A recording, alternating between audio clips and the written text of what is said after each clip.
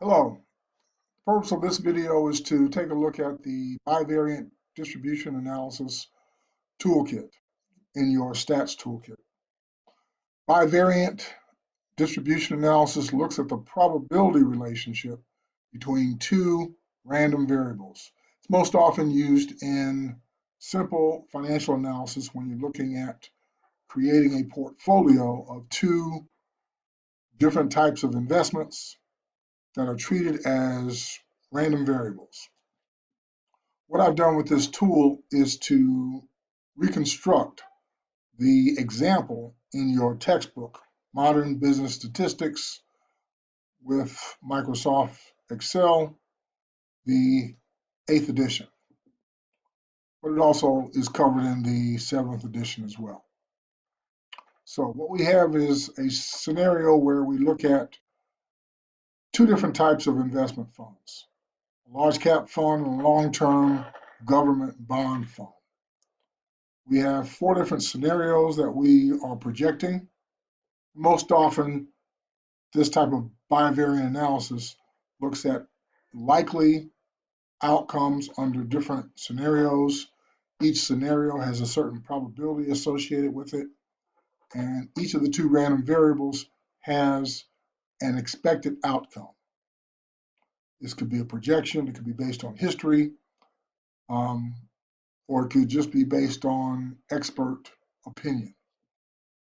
So we have probabilities associated with each of these scenarios and what we think are the outcomes under those scenarios. So what we want to do is calculate the expected value and the variance for each one of these variables, as well as the expected value and the variance for the combined variables.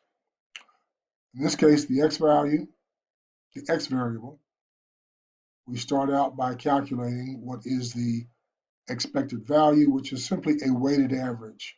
You take the value, multiply it by the probability for that variable's value, you sum that, and that gives you the expected value. You then take each one of the outcomes, subtract that expected value, square that difference, and then multiply that squared difference by the corresponding probability, sum that to give you the variance. The same type of calculation is repeated for the x variable as well as the combination of the two variables, where we add x and y, calculate the same weighted average by multiplying by the probability, sum those to get the expected value of the combined x and y variable. Again, subtract each one of those. From each one of those, subtract the expected value, square the difference, multiply that squared difference by the corresponding probability, sum those to give you the variance.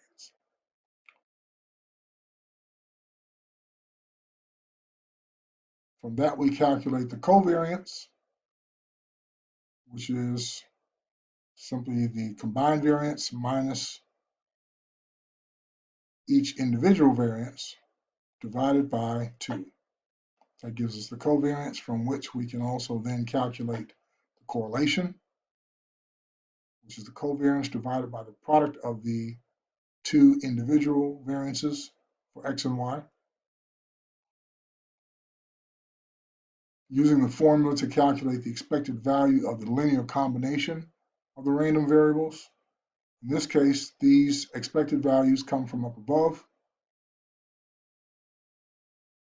and we can then input A and B, which are the weighting factors in that linear combination. So in a portfolio consisting of the x and y variables, we can say we want to weight them equally, 50% investment in each of the two funds. Then using the variance formula, which you see here, we can calculate the variance for the combined portfolio. Taking the square root then gives us the standard deviation of that portfolio, which is treated as an indicator of the risk. You may have noticed that I've changed the color on the variance and standard deviation here. I paused the tape in order to do that. So this is the color coding for this tool. You'll notice that the cells in green are where you can input the data. Those cells that are tan are intermediate calculations. There's no need to change those unless you truly want to redesign the nature of the tool itself. The areas in blue I've coded as the final calculations or the answers in each case. Again, no need to change those formulas either unless you truly want to redesign this tool. Calculations of covariance. I guess I could have made those blue, but I consider those to be intermediate results. And then the expected value for the linear combination and the weighting is an input.